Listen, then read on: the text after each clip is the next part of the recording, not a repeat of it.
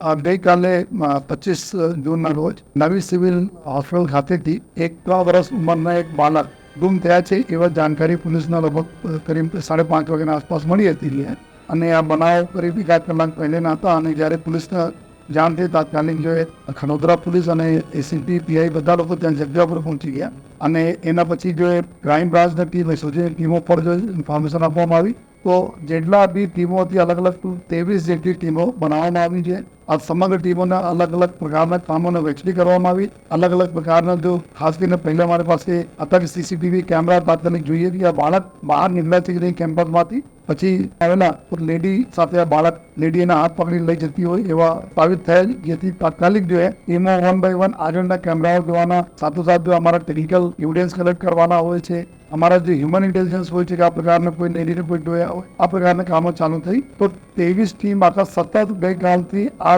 બાળક જ્યારે આપણને મળ્યા તબ તક જો 24 કલાકથી વધુ ટાઈમ વિના કોઈ સોએ આ બધા ટીમો કામ કરતી હતી છે. અને આમાં 1000 જેટલા સીસીટીવી કેમેરામાં જોવામાં આવેલા કે આ લેડી જો આપણે આરોપી છે, બાળક હેમખેડ આપણને મળે અને સાથોસાથ કોઈને નુકસાન નહીં થાય આ દિશામાં કામ કરીને જો ટીમો જો કામ કરી તો આ બાળકને સહી સલામત રિકવર કરવામાં આવેલા. આ અગાસી ઉપર આ લેડી જો આરોપી છે એના સાથે આ બાળક મળા આપને જોઈએ અને ત્યારે એના બાળક રિકવર કરવામાં આવે અને આરોપી અને એના હસબન્ડ જો આરોપી લેડી છે એના હસબન્ડ જો છે જો ટ્રક ડ્રાઇવિંગના કામ કરતા હતા ત્યારે કોઈ કામ નથી કરતા